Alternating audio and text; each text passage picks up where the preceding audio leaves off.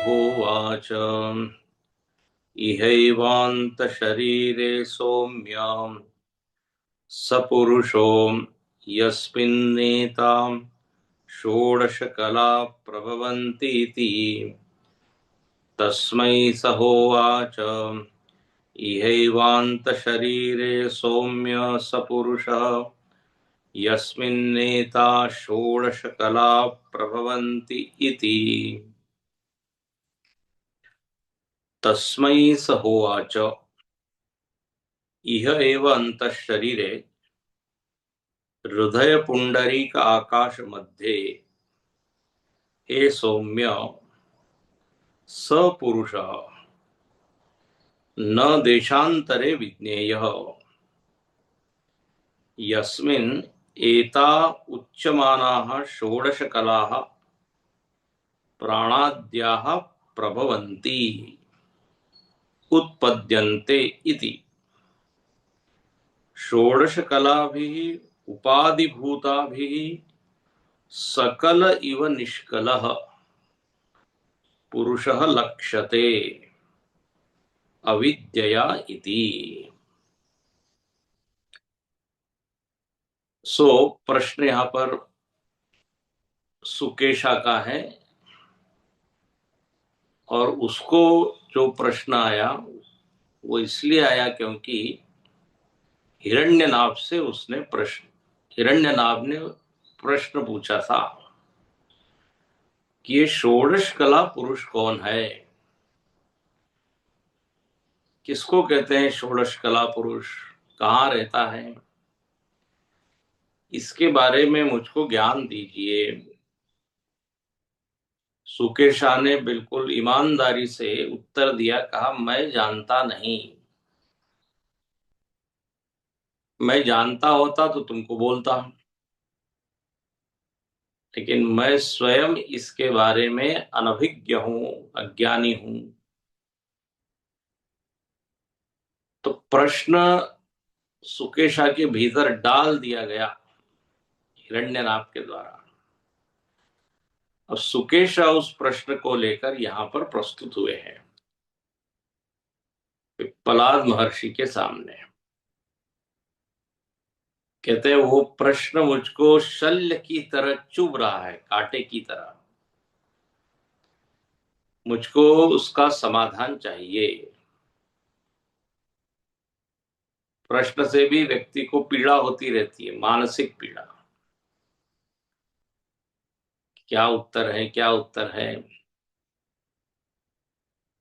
तो पिप्पलाद जी के सामने जब उन्होंने प्रस्तुत किया तो पिप्पलाद जी उत्तर देते हैं, बोले हाँ, सबसे पहली बात तो ये है कि अस्ति, षोडश कला वाला पुरुष है। शुरुआत तो यहीं से होती है ना, अस्थि भाव से ही शुरुआत होती है। भगवान की भक्ति यदि करनी है तो पहले क्या होगा, अस्ति है। तो बोले हाँ, पुरुष है। दूसरा, वो पुरुष कहाँ है, तो बोले अंतः शरीरे। अंतः शरीरे मतलब भाष्यकार ने अर्थ किया हृदयाकाश में। इसका सीधा अर्थ उन्होंने स्पष्ट किया, न देशांतरे। आप उसकी खोज के लिए देश विदेश परदेश, स्वर्ग लोक, पितरलोक, देवलोक, ब्रह्मलोक, वहां जाने की आवश्यकता नहीं है। अमेरिका, इंग्लैंड, इस पृथ्वी पर जितने अन्य लोक है वहां जाने की जरूरत नहीं है, अन्य देश, न किसी अन्य लोक में, चंद्रलोक, सूर्यलोक आदि, न देशांतरे। तो पूरा प्रयत्न कहाँ करना है खोजने का, तो बोले हृदयाकाश में। यह पुनः पुनः उपनिषद इसकी व्याख्या करता है। उपलब्धि स्थान हृदय देश है। तो हृदय में है इसका मतलब बाहर नहीं है या व्यापक नहीं है, ये अर्थ नहीं है। बहिरंतश्च भूतानाम अचरम चरम एव च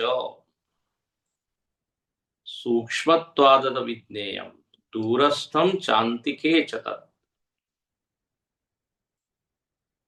13वें अध्याय का ये श्लोक है। दूर भी है, पास भी है, बाहर भी है, भीतर भी है। ईशावास्य उपनिषद में भी आता है।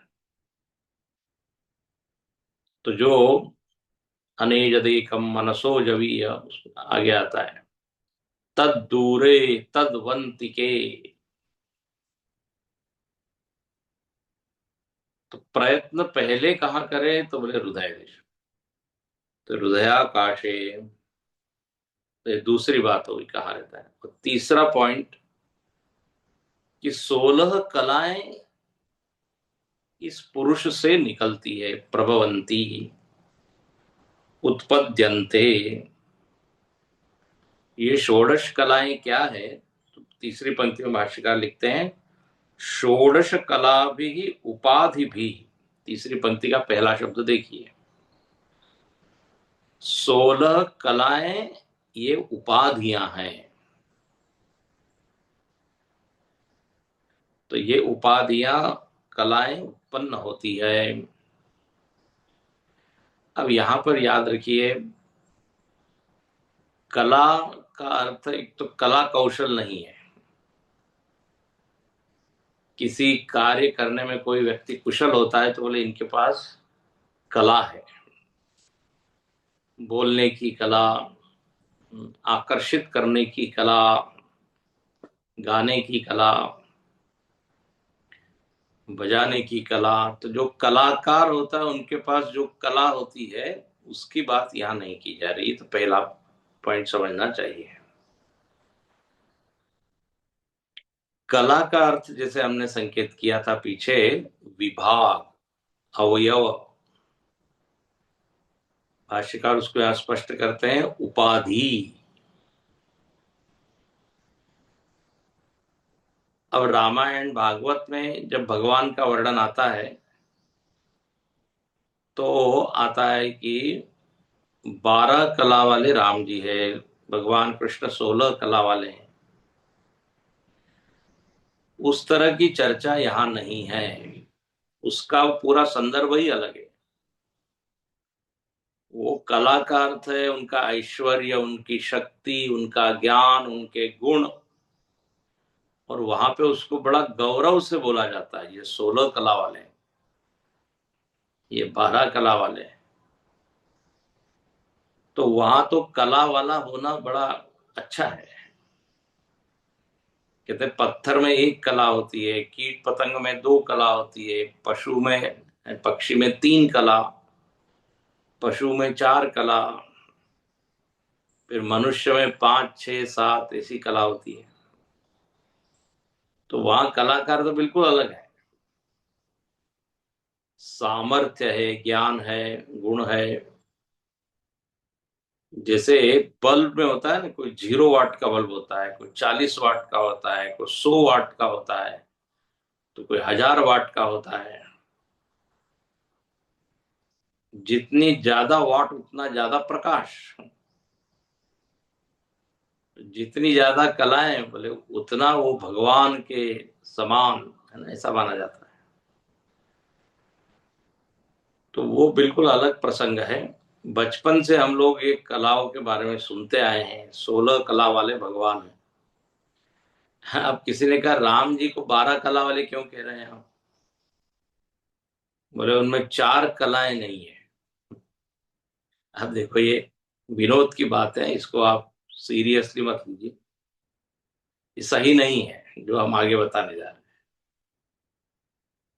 तो कृष्ण भगवान में 4 कलाएं जो है एक्स्ट्रा, वो इनमें नहीं है। बोले कौन सी? तो बोले चोरी करना, झूठ बोलना, नृत्य करना, युद्ध से भाग जाना। ये जो है 4 कलाएं, ये हमारे कन्हैया में है, इसलिए राम जी से ज्यादा है। मतलब चोरी करना ये अच्छी बात है, झूठ बोलना अच्छी बात है। ये राम जी में नहीं है, इसलिए राम जी छोटे हैं। ऐसा मन गढ़ंत अर्थ मत कीजिए। 12 कलाएं वाले राम जी भी पूर्ण अवतार है, क्योंकि सूर्य वंश में वो उत्पन्न हुए हैं, जन्म लिए हैं। तो सूर्य की 12 कलाएं होती है, तो सारी कलाओं से वो युक्त है। कृष्ण भगवान चंद्र वंश में उत्पन्न हुए। चंद्र तब पूर्ण माना जाता है जो 16 कलाओं से युक्त हो, इसलिए वो दोनों ही पूर्ण अवतार है। खैर वो विषय बिल्कुल अलग है, वो संदर्भ अलग है। यहां पर तो जो वर्णन है वो क्या है, बोले 16 कलाएं उपाधि वाले हैं, उपाधियां हैं। और देखिए क्या लिखते हैं, षोडश कला भी उपाधि भी सकल इव निष्कल पुरुष। ये जो पुरुष है वास्तव में ये निष्कल है, इसमें कोई कला नहीं, अवयव नहीं, विभाग नहीं, निष्कल है। सकल इव, कलाओं सहित वो दिखता है, अनुभव में आता है। सकल, सकल का मतलब सब नहीं है। हिंदी में हम यूज करते हैं सकल गुण निधानम, सारे गुण। सकल का अर्थ सर्व होता है, लेकिन यहां सकल का अर्थ है कला सहित। तो सकल इव निष्कल पुरुष, वास्तव में पुरुष निष्कल है, लेकिन वो कला वाला अनुभव में आता है, दिखता है। बोले क्यों आता है, लक्षित होता है, संकेत किया जाता है। पुरुष कौन, 16 कला वाला। बोले ऐसा क्यों, पुरुष लक्ष्यते अविद्या, अविद्या के कारण होता है।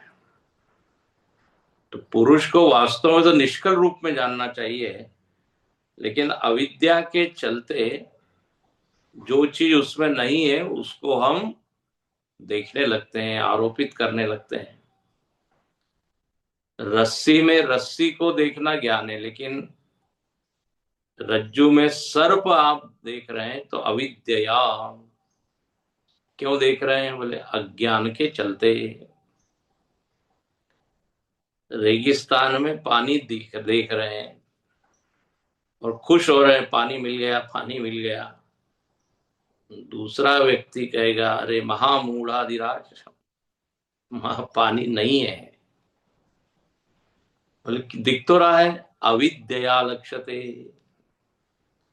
अविद्या के कारण है। थोड़ा विचार करो तो मालूम पड़ेगा यहाँ तो कुछ है नहीं।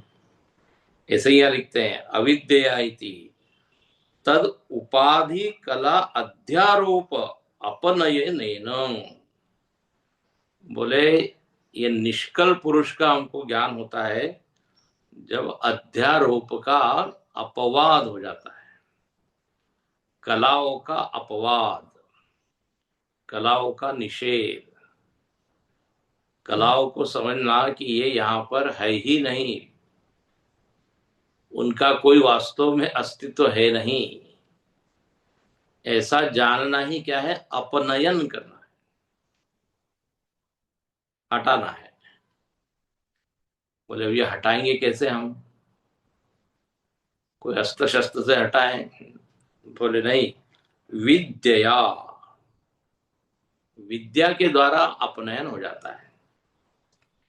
इसलिए वेदांत सार में एक अच्छा ग्रंथ है वेदांत का, उसमें एक पंक्ति आती है, अध्यारोप अपवादाभ्याम निष्प्रपंचम प्रपंचीयते।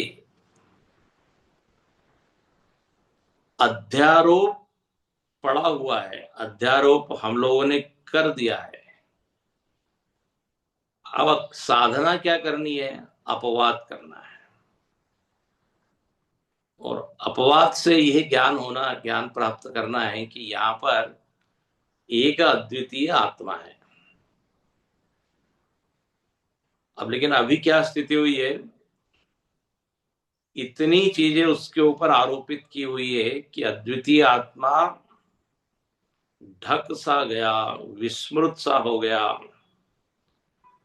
लगता है कि वो है ही नहीं। अध्यारोप इतना पावरफुल है, इतना तगड़ा है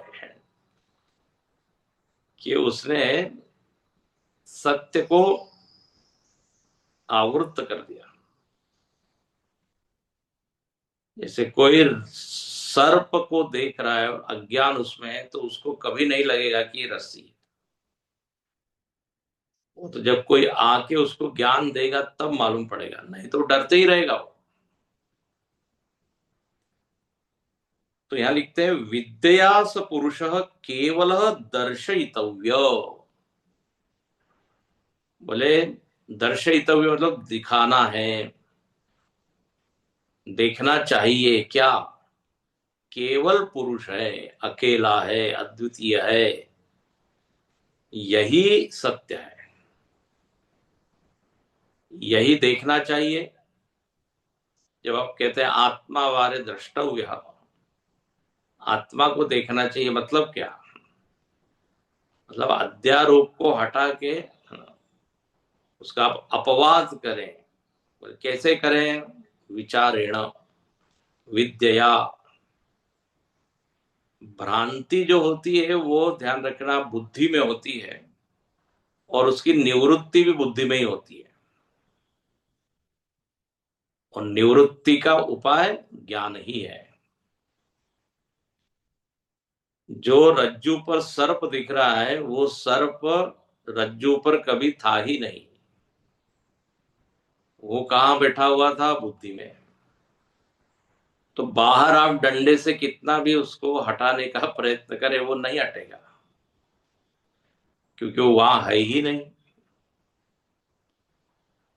भ्रांति बुद्धि में है, तो ज्ञान भी बुद्धि में ही होगा। इसलिए लिखते हैं विद्या दर्शयितव्य, विद्या से ही ये दिखाना है श्रुति को। इति कलानाम तत्प्रभवत्वम उच्यते। श्रुति को दिखाना यह है कि पुरुष जो है वो वास्तव में कला रहित है, निष्कल है। ये समझाने के लिए श्रुति ने यहां पर क्या कहा कि सारी कलाएं उस पुरुष से उत्पन्न हुई। बहुत बढ़िया है। हाँ, ये जो वर्णन है कि तत्प्रभवंती कलाहा प्रभवंती, बोले ये क्यों वर्णन कर रही है? बोले इसलिए वर्णन कर रही है कि श्रुति चाहती है हम जाने ये कलाएं इसमें वास्तव में है नहीं। मजेदार बात है, ज्ञान कराना है निष्कल पुरुष का, और बताए क्या जा रहा है? बोले कलाएं उत्पन्न हुई। तो कलाओं का वर्णन कलाओं के अस्तित्व को दिखाने के लिए नहीं है, बल्कि ये बताना है कि ये कलाएं तो बाद में आई है, कलाएं तो आरोपित है। तो केवल पुरुष दर्शितव्य, ये ध्येय है, केवल पुरुष को। हो तो बोले कौन कौन सी कलाएं हैं? बोले वो हम आगे बताएंगे, आगे अब आने वाला है। लेकिन यहाँ भाष्यकार संकेत कर देते हैं अगली पंक्ति में, प्राणादीनाम, बस इतना शब्द डाल दिया, प्राणादीनाम। प्राणादि ये सब कलाएं हैं, प्राण, इंद्रिय, वृत्ति, मन, 16 कलाओं का वर्णन। तो बोले सारे की सारी ये कलाएं अत्यंत निर्विशेष हृदय, जो पुरुष है वो वास्तव में कैसा है? निर्विशेष, मतलब कोई विशेषता नहीं है। विशेषताएं उपाधि के चलते आ गई। उपाधि धारण की, जैसे एक व्यक्ति होता है, वो केवल एक सामान्य व्यक्ति होता है, मनुष्य होता है, जिसको उसकी उपाधियों के बारे में मालूम नहीं, उसके पोस्ट के बारे में, पद के बारे में, वो क्या समझेगा, एक सामान्य व्यक्ति है। कई बार सभा में ऐसे कोई लोग बैठे हैं, दूसरे व्यक्ति को लगता है ये भी हम जैसे ही है, कोई हमारे जैसा ही, लेकिन कोई मित्र आकर कहता है अरे मालूम है वो कौन बैठे हैं, वो अमुक अमुक है, वो ऑफिसर है, वो मंत्री है। तो अब दृष्टि बदल गई उसको देखने की। तो स्वतः वो निरुपाधिक है, लेकिन अब उसने कुछ पढ़ाई की, प्रयत्न किया, तो एक उपाधि उसको मिल गई। ऐसे ही यहां पर कहते हैं प्राणादि नाम, ये उपाधियां हैं, वास्तव में वो पुरुष निर्विशेष है। अच्छा, कहाँ है वो? हृदय शुद्धे तत्वे। देखो, दो दो तीन तीन शब्द। शुद्ध तत्व है वो, उसमें कोई मिक्सचर नहीं है, मिलावट नहीं है, शुद्ध तत्व है। ऐसा ये पुरुष है। लेकिन ये पुरुष आज कैसा लग रहा है हमको? बोले बहुत सारी उपाधियों को लेके हम बैठे हैं, और लगता है ये उपाधियां उसी की है, वास्तव में है। यहाँ भाष्यकार लिखते हैं अत्यंत निर्विशेषे हृदये शुद्धे तत्वे न शक्यो अध्यारोप अंतरेण। बोले अध्यारोप के बिना पुरुष में उपाधियों को मानना असंभव है। तो अध्यारोप हो करेंगे तभी वो आकार वाला है, गुण वाला है, जन्मने वाला है, मरने वाला है, ये सब धर्म उसमें हम देखते हैं। ये अध्यारोप के बिना नहीं होगा। उसके शुद्ध रूप को देखेंगे, कभी नहीं दिखाई देगा। जैसे ये सर्प अस्थि, ये बिना अध्यारोप के आपको रस्सी में कभी भी दिखाई नहीं देगा। रस्सी में कहां से आ गया सर्प? तो अध्यारोप करेंगे तभी यह सर्प है, ऐसा हम बोलेंगे। न शक्य अध्यारोप अंतरेण, अंतरेण मतलब बिना, अध्यारोप के बिना निष्कल पुरुष को सकल नहीं मान सकते। और आगे लिखते हैं अध्यारोपमंतरेण प्रतिपाद्य प्रतिपादनादि व्यवहार कर्तुमिति। बहुत अच्छा। बोले बिना अध्यारोप के ये कलाओं का प्रतिपादन हो नहीं सकता। अब देखो ये कलाओं का क्या हो रहा है? प्रतिपादन, वर्णन, प्रतिपाद्य, प्रतिपादन, जिसका प्रतिपादन हो उसको कहते प्रतिपाद्य। और जिस पद्धति से, रीति से उसका वर्णन हो रहा है उसको कहते हैं प्रतिपादन। हाँ, बोले ये भगवान का प्रतिपादन कर रहे हैं तो भगवान हो गए प्रतिपाद्य, और जो वर्णन की रीति है प्रतिपादन। तो कलाओं का प्रतिपादन हो रहा है, कलाओं के नाम बताए गए, कलाओं की उत्पत्ति बताई गई, फिर कलाओं में क्रम बताया गया, फिर कलाओं की विशेषता बताई गई, फिर कलाएं जन्म लेती है, मरती है। तो इस तरह कलाओं के बारे में वर्णन है।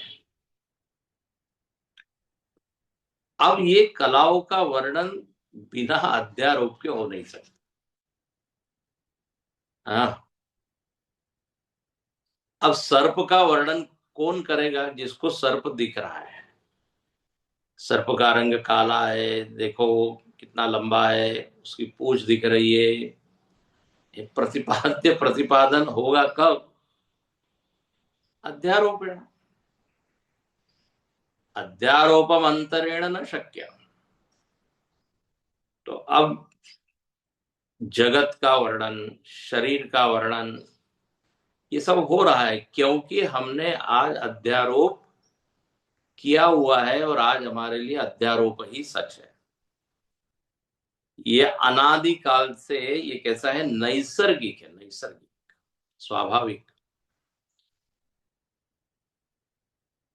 जब से हमने होश संभाला है, हम यही मानते रहे कि ये शरीर ही मैं हूं, जगत ही सत्य है, जो दिखता है वही सच होता है। तो अब ये सब नैसर्गिक अध्यारोप है। लेकिन याद रखना, नैसर्गिक होने से कोई चीज सत्य नहीं होती, स्वाभाविक हो जाने से सत्य नहीं होती। तो ये कलाओं का प्रतिपादन हम देखते हैं, तो सब व्यवहार प्रतिपाद्य प्रतिपादन तभी होगा जब आपने कलाओं को स्वीकार कर लिया, अध्यारोप को स्वीकार कर लिया है। और फिर यहां लिख कहते हैं कि उसी निष्कल तत्व में कलाओं के अध्यारोप से क्या होता है? कर्तुमिति कला नाम प्रभव स्थिति अप्यया आरोप्यन्ते। उस पुरुष में आरोप कर देते हैं हम। क्या आरोप? 3 आरोप। प्रभव उत्पत्ति, फिर स्थिति मतलब स्थिति, और अप्यय, अप्यय मतलब लय। उत्पत्ति स्थिति लय, उन कलाओं में हम क्या देखते हैं? उत्पत्ति स्थिति लय। और ये सब क्यों देख रहे हैं? अविद्या विषया, अविद्या के कारण। अच्छा, कलाओं को यदि हम ठीक है ये मान ले कि वो उत्पत्ति स्थिति लीन होते हैं, तब तो ठीक है। लेकिन होता क्या है, इनको हम अपने पर आरोप कर लेते हैं, पुरुष पर। तो फिर पुरुष उत्पन्नवान जायमान नश्यमान, ऐसा अनुभव में आता है। बोले ऐसा क्यों होता है? भाष्यकार ने बड़ा अच्छा यहाँ कारण बताया। एक तो जैसे अविद्या, अविद्या नहीं, ये तो ठीक है अविद्या, लेकिन ऐसा क्यों होता है? अविद्या से लगने लगता है कि कलाओं का धर्म मेरा ही है। हाँ, लगता है उसके कारण। बोले एक और कारण है। क्या? चैतन्य अव्यतिरेकेण एव ही कला जायमाना तिष्ठन्ति प्रलीयमाना च सर्वदा लक्षन्ते। ये बढ़िया वाला कारण है। बोले बात ये है कि ये चैतन्य के बिना, ध्यान से सुनना, ये बड़ा अच्छा है, चैतन्य के बिना ये कलाओं की उत्पत्ति स्थिति लय अनुभव में नहीं आती। मतलब क्या है? जब भी ये शरीर आदि होंगी, उपाधियां होगी, चैतन्य का अनुभव हमको होगा, अहम का अनुभव होगा। अहम के बिना व्यतिरेकेण, अहम न हो और शरीर का अनुभव हो जाए, होता है क्या? जगत का अनुभव हो रहा है और मेरा अनुभव नहीं हो रहा है, ऐसा कैसे होगा? मैं के बिना उपाधियों का अनुभव नहीं होगा, पहले मैं चाहिए। तो चैतन्य के बिना ये नहीं है। तो अब गड़बड़ क्या हो जाता है, ये कलाओं के धर्म हम चैतन्य को मान लेते हैं, क्योंकि दोनों साथ साथ होते हैं ना, कला और आत्मा, शरीर और आत्मा साथ में अनुभव है। तो शरीर को ही क्या मान लेते हैं? आत्मा। आत्मा को ही बदलने वाला, मरने वाला, रोगी, हाँ, वृद्ध होने वाला मान लेते। उसका कारण ये है कि शरीर का अनुभव बिना चेतन के नहीं होता ना। यदि बिना चेतन के शरीर का हो जाता तो साफ हम देखते हैं कि ये शरीर के धर्म है, ये चेतन के धर्म है। But both of them got mixed as though, वास्तव में तो हुए नहीं है, लेकिन तो चैतन्य अव्यतिरेकेण वही कला जायमान इत्यादि। वो ब्रह्म से या आत्मा से अभिन्न होकर रहती हैं वो कलाएं। तो कंफ्यूजन क्या हो जाता है, भ्रांति क्या हो जाती है कि कलाएं आत्मा की है। कलाओं के गुणधर्म किसके हैं, आत्मा के हैं। ये विवेक रह नहीं जाता। बहुत सुंदर यहाँ पे प्रकरण उठाया है। तो वापस क्रम से देखिए, कलाओं का वर्णन हो रहा है निष्कल पुरुष को जानने के लिए। अच्छा, ये कलाओं को हम क्या मानते हैं आज, अपना धर्म। क्यों मानते हैं, अविद्या से। और अहम का अनुभव जब भी होता है पहले होता है, इसके साथ में इन कलाओं का अनुभव होता है। तो कला और आत्मा, इसका भेद न समझने के कारण आत्मा को ही हमने उपाधि वाला मान लिया। ये हो गया। अब यहां तक तो ये बात हुई। इसलिए भाष्यकार अब लिखते हैं अतएव भ्रांता केचित। बोले इसलिए कुछ लोग इस आत्मा को लेकर भ्रांत है, भ्रमित है, गलत समझ बैठे हैं आत्मा। और अब जो वर्णन आ रहा है ना, अब जरा दार्शनिक चिंतन भाष्यकार कराते हैं। इस श्रुति के बहाने आत्मा को लेकर समाज में कैसे कैसे मत है। अब यहां दार्शनिकों की चर्चा करते हैं। अपने यहां 9 दर्शन बताए गए हैं, चारवाक, जैन, बौद्ध, न्याय, वैशेषिक, सांख्य, योग, पूर्व मीमांसा और उत्तर मीमांसा, ये से 9 दर्शन है। यहां पर भाष्यकार सारे दर्शनों की तो चर्चा नहीं करते हैं, 4 मतों की चर्चा करते हैं। और ये 4 मत पूर्व पक्ष है। मतलब अद्वैत वेदांत ने जो आत्मा का स्वरूप माना है उससे भिन्न माना है, इसलिए उनको क्या बोलेंगे, पूर्व पक्ष। तो आत्मा को लेके अलग अलग विचार है। अब ये जो प्रकरण है ना, हो सकता है हम लोगों को थोड़ा सा कठिन हो गए, क्योंकि जिनको दर्शन का बैकग्राउंड नहीं है वो समझने में शायद दिक्कत हो सकती है। लेकिन यहां पर इस डिस्कशन का या चर्चा का प्रयोजन एक ही है कि आत्मा के सही स्वरूप को जाने।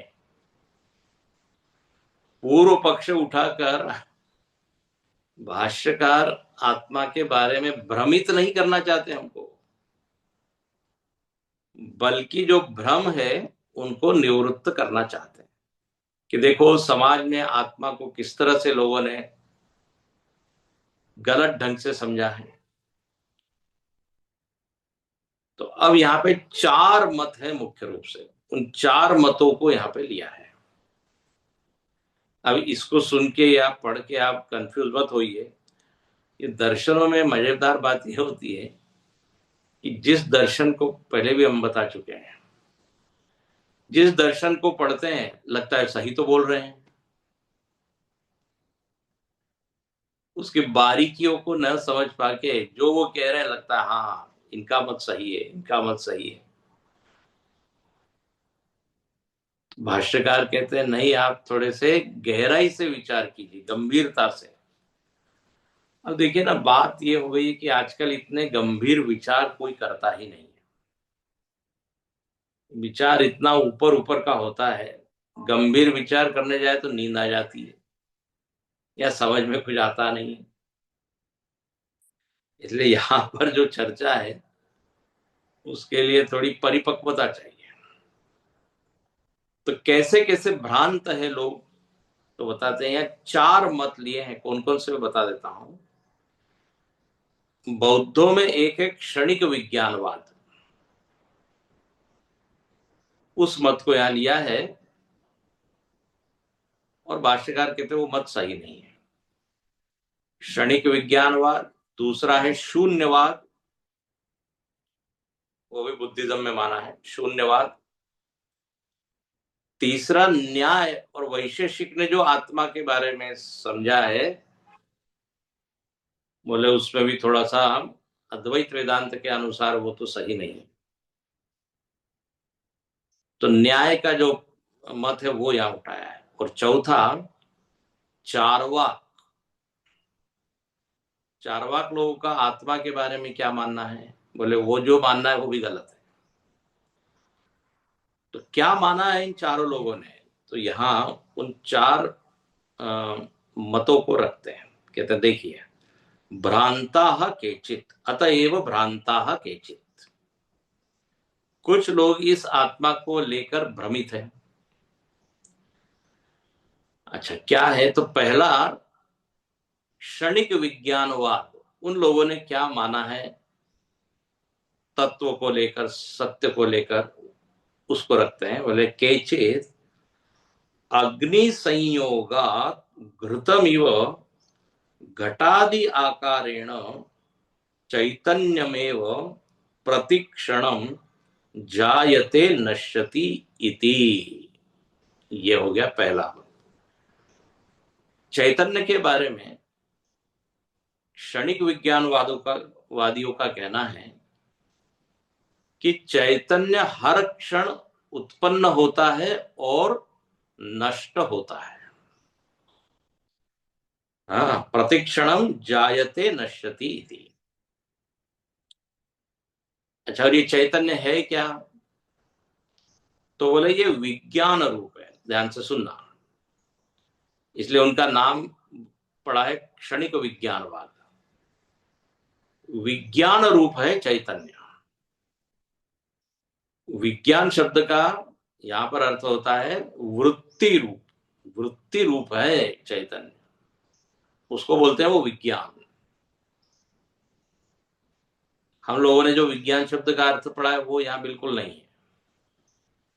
कई बार क्या होता है, शब्द वही होते, संदर्भ बिल्कुल अलग होता है, वहां उसका अर्थ एकदम अलग होता है।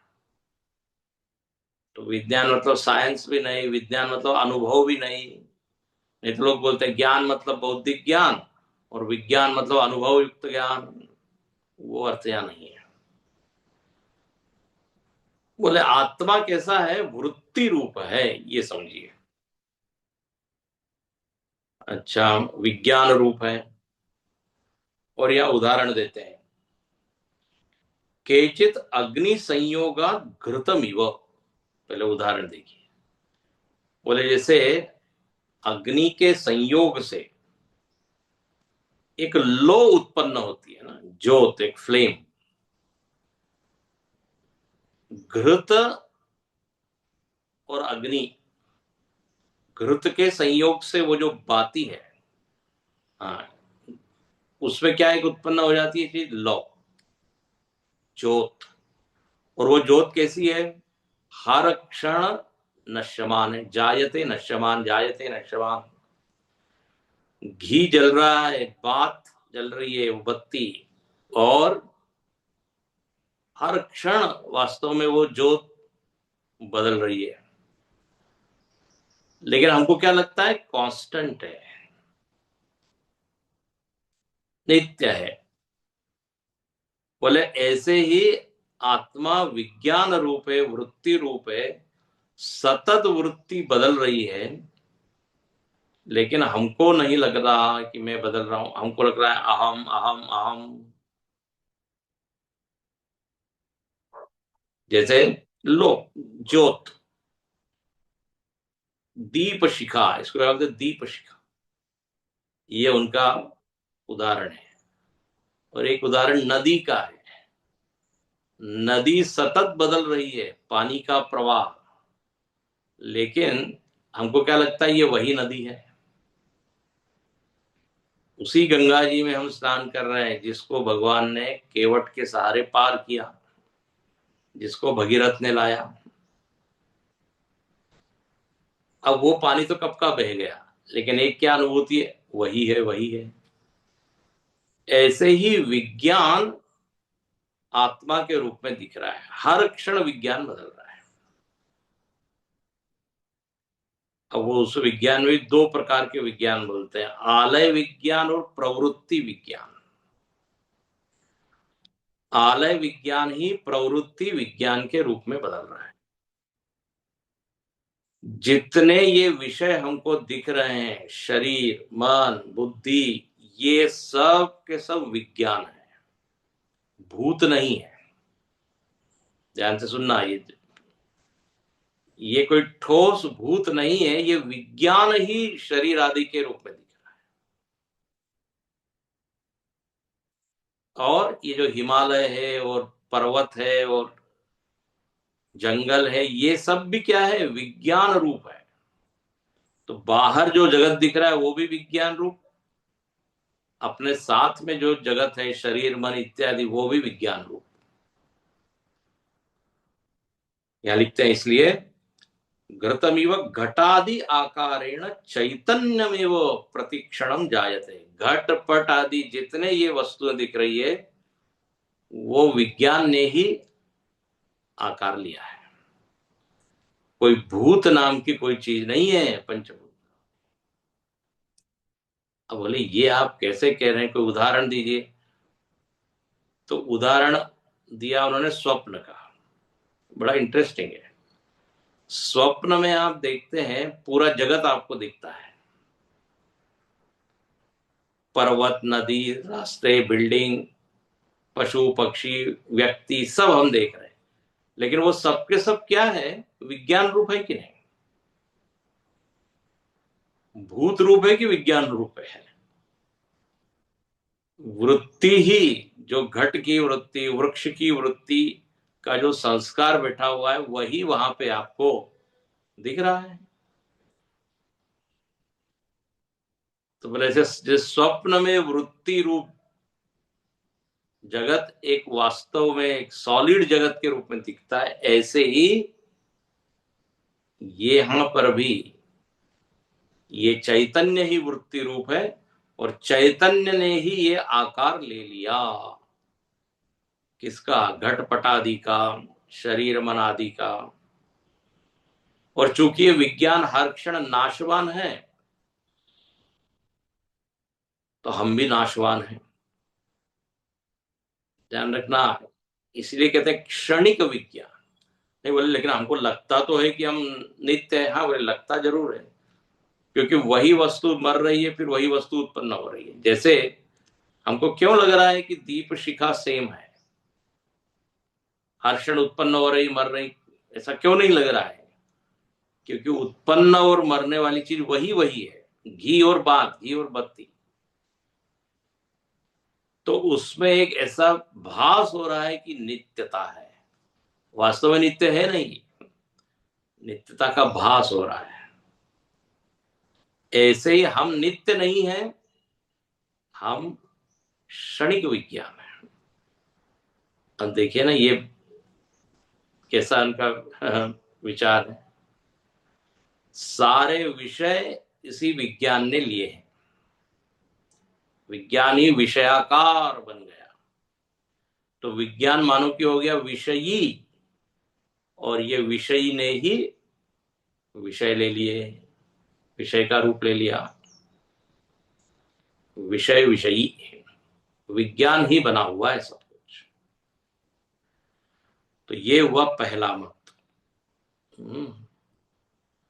अब दूसरे लोग कहने लगे तन निरोधे शून्यमिव सर्वमिति अपरे। दूसरे लोगों ने कहा, अपरे, अपर मतलब है दूसरे, दूसरे लोगों ने कहा कि ये जो विज्ञान है, तुम जिसको कह रहे हो विज्ञान विज्ञान है, बोले ये विज्ञान का जब निरोध हो जाता है, विज्ञान लीन हो गया, सपोज विज्ञान लीन हो गया, तो क्या बचेगा? बोले शून्य।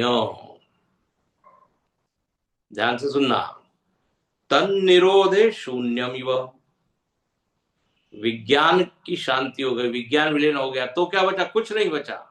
बोले यही सत्य है, शून्य ही सत्य है, जो शेष रह जाए वो सत्य है। जहां पे विज्ञान विलीन हो जाए वो विलीन स्थान सही होगा ना। तो शून्यवादियों का कहना है शून्य सत्य है, तो विज्ञान क्या हो गया? शून्य, मतलब आत्मा क्या हो गई? शून्य। आप फर्क समझ रहे हैं?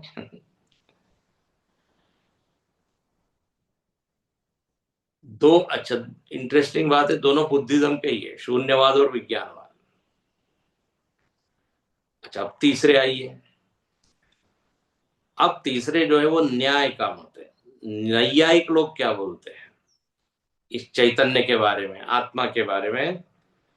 वो कहते हैं घटादि विषयम चैतन्यम चेतयितु नित्यस्य आत्मन अनित्य अनित्यम जायते विनश्यति इति अपरे। अब देखो ये सब समझने में थोड़ा सा कठिन होगा, क्योंकि यदि हमको दर्शन मालूम नहीं है तो ये सब नवीन विचार लगेंगे। अब नैयायिक लोग क्या कहते हैं, इनका भी सुनने लायक है। नैयायिक लोग कहते हैं कि ये जो आत्मा है, ये आत्मा जड़ है। क्या? जड़ है। तो ये कैसे आप कह रहे हैं? चेतना की तो अनुभूति होती है, ज्ञान की अनुभूति होती है सबको। बोले ज्ञान उसका एक गुण है, आत्मा स्वरूपतः जड़ है, उसमें चेतना या ज्ञान एक गुण है, और वो गुण आता है जाता है। आता है जाता है, बोले कब आता है और कब जाता है?